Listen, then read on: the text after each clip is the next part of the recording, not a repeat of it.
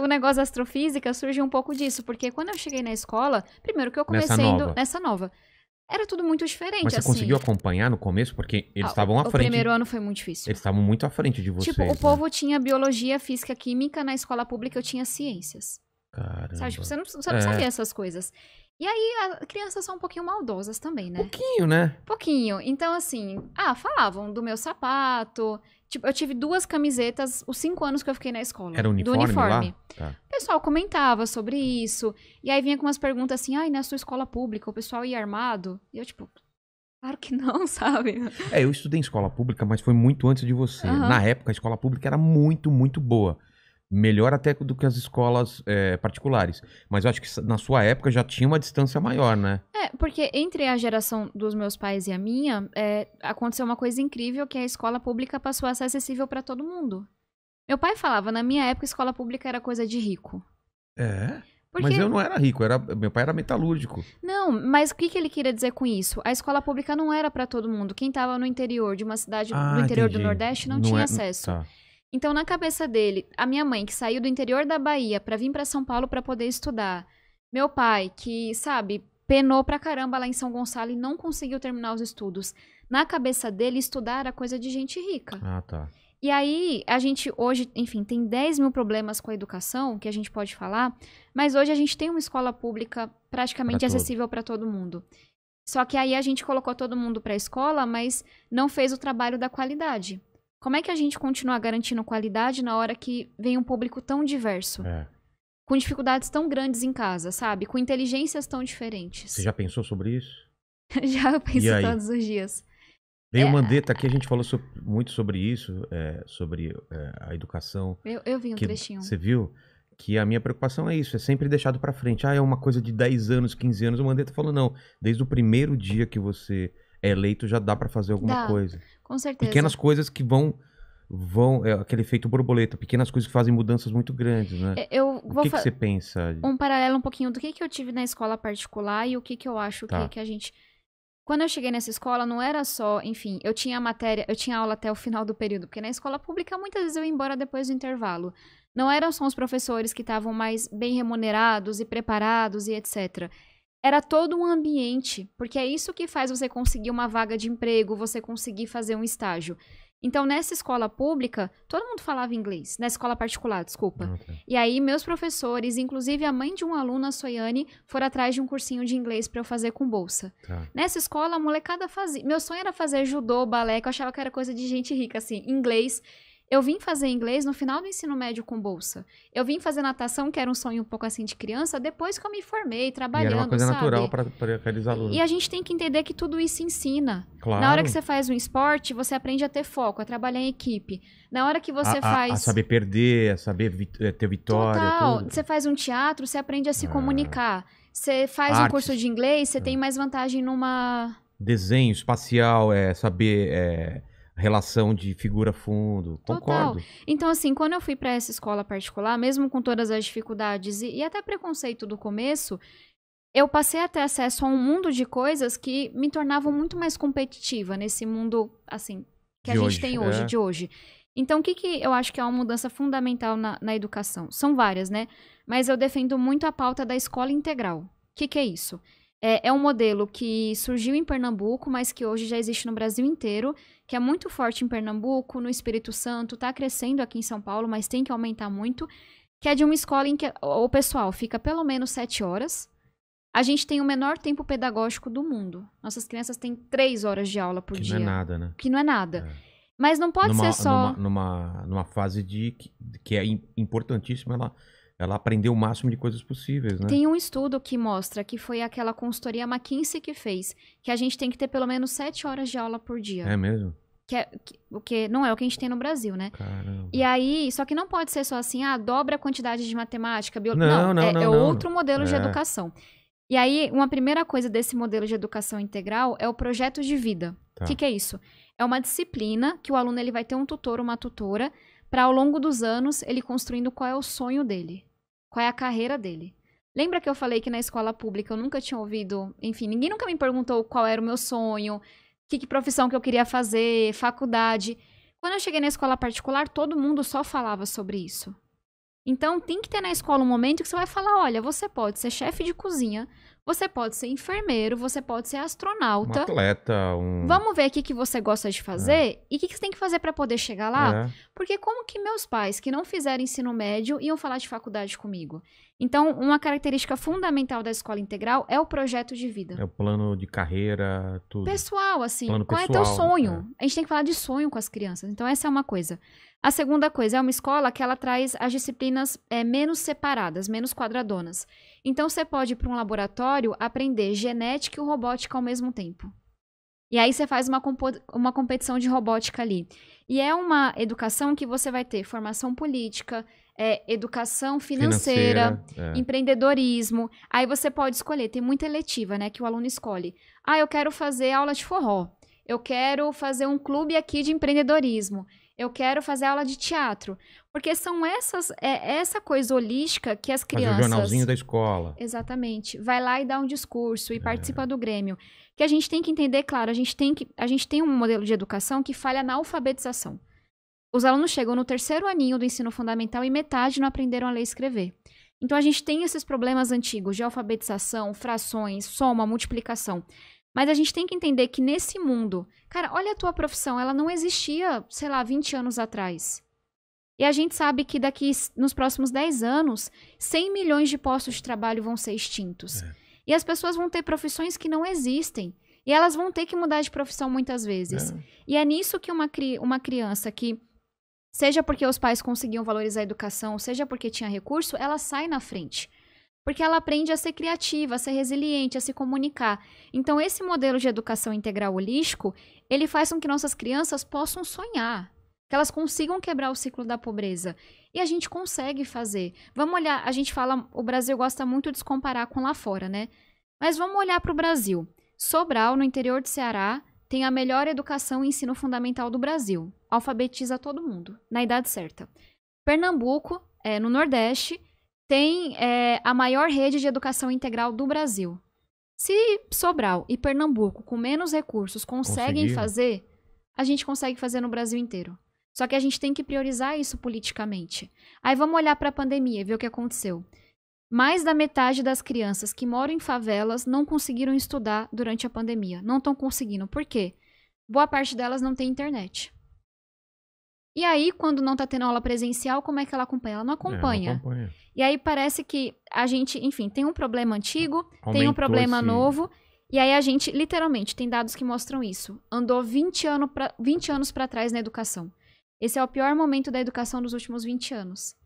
Então, assim, pra quem como eu tem na educação pauta de vida, porque não é teoria. Isso é triste pra caramba, porque vai refletir... Você tem vontade de matar sabe? Não, tá refletindo e vai refletir ainda na próxima geração. A gente vai demorar um tempo até recuperar, porque essa geração já foi. Eu sempre falo assim, cara, quem já foi na praia sabe, você demora, sei lá, horas pra construir um castelo de areia e 1 segundo pra derrubar. Estão fazendo isso com a educação. E a gente não pode esperar outros 20 anos, porque a gente vai abrir mão dessa geração. É o que me parece que o pessoal fica discutindo só verba para educação. Mas tem que saber, não é só a verba, não é só quanto vai para educação, né? É o que está sendo feito com esse dinheiro e discutir a educação sem essas pautas de esquerda ou direita, porque virou, né, um negócio de politizar. E eu acho que eu concordo totalmente. Tem que ensinar política, tem que ensinar economia, tem que ensinar essas coisas. E quando fala política, não é que vai um partido que está no poder vai dominar a narrativa. É ensinar política. O que está na Constituição. O que faz um vereador. Eu saí da faculdade sem saber isso certinho, Eu tô descobrindo aqui no podcast, sabia? Vem o pessoal aqui, eu pergunto, tá, o que faz? Até onde você pode ir? Eu tô aprendendo agora. Mas você concorda que a gente deveria aprender isso na escola? Não é para falar de partido político. Claro. Então, assim, para quem... e só trazendo um ponto que você trouxe. Eu tenho o meu posicionamento ideológico e eu sou muito firme naquilo que eu acredito. Mas essa ideologização exacerbada e rasa é muito ruim para a educação, dos dois lados. Primeira coisa, assim, quando a gente tira uma foto do Congresso Nacional, eu, por ser mulher jovem, vim da periferia, sou exceção da exceção. As pessoas são muito parecidas. Eu não tenho nada contra o estereótipo do homem branco, mais rico, mais velho, etc. É só que o Brasil é um pouquinho mais do que isso. Eu queria que ele estivesse lá, e as mulheres também, e os negros também, e os periféricos também. Mas quem elege é todo tipo de pessoa, não entendo isso. Por que que ele não se coloca lá? Eu vou te dar 2 dicas. Primeiro, você tá vendo a discussão para aumentarem o fundão? Sim. Isso é para manter o status quo. Claro. Por quê? Nós temos campanhas no Brasil que são muito caras. Então, primeiro a gente precisa de uma reforma eleitoral para baratear o custo da campanha Por que que ela é política. cara, você sabe? É o sistema eleitoral, que é assim. Então, por exemplo, a gente tem um estado como São Paulo gigantesco. Eu fui a 6ª mais votada aqui em São Paulo. Eu não consegui fazer campanha em todos os municípios. Eu acho que eu fui, sei lá, para 31 municípios, o que é muito pouco. Nós temos 645 Caramba. municípios em São Paulo. Então, tem um modelo que eu defendo, que é o da Alemanha, que é o do distrital misto. Cada pessoa ela tem direito a 2 votos. Não aumenta o número de deputados, não se preocupem, mas ela tem direito a 2 votos. Tem a pessoa que ela vai concorrer no estado inteiro com causas, por exemplo. Ah, eu sou o deputado do combate à corrupção, da pauta ambiental, da pauta animal, da educação, etc. Mas a gente vai dividir, no caso aqui de São Paulo, o estado em 35 distritos. E aí vai ter o representante daquele distrito. Tá. Por que que isso é muito legal? Porque metade das cadeiras são campanhas muito mais baratas. Então você sabe, olha, eu tenho que fazer campanha aqui no meu distrito. Vamos dizer que aqui em São Paulo, não sei porque eu não fiz a divisão, né? Seria a zona sul da capital. Tá.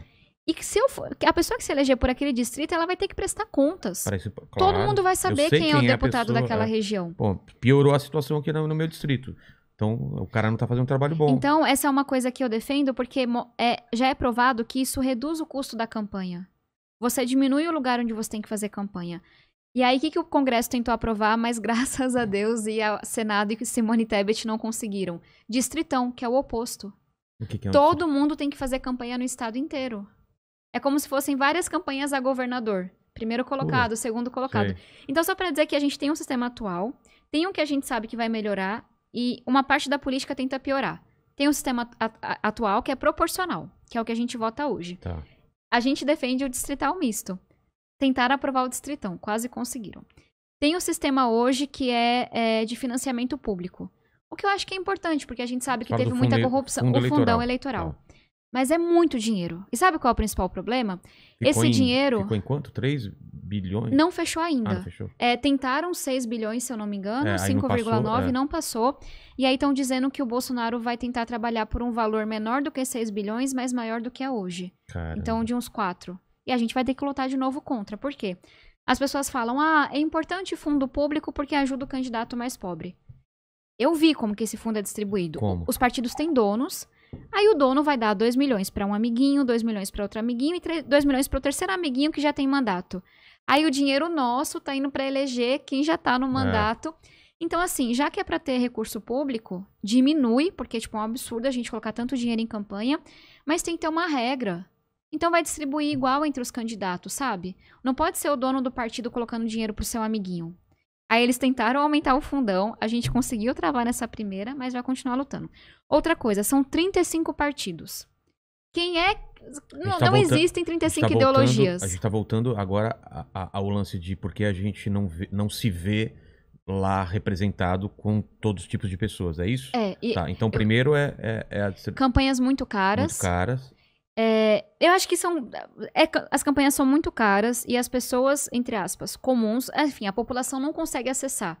Acessar o quê? A candidatura. Tá. Não consegue se eleger. Então a gente fala, mas todo mundo pode votar em todo mundo. Aqui em São Paulo a gente tinha 2.000 candidatos.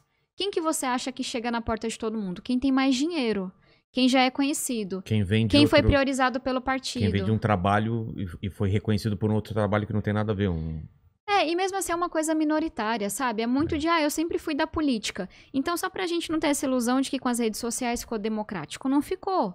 Tinha 2.000 candidatos, mas a gente só ouvia falar dos mesmos. Porque eu preciso que a minha fotinho, o meu número, chegue na casa da pessoa. Pra mim, o problema tem muitas pessoas lá que não têm diploma de realidade. Tá. As dores do Brasil não estão lá representadas. Vivem uma realidade que não é Vivem na Ilha da Fantasia de Brasília. Pronto. Exatamente. Como é que eu acho que a gente tem que mudar isso?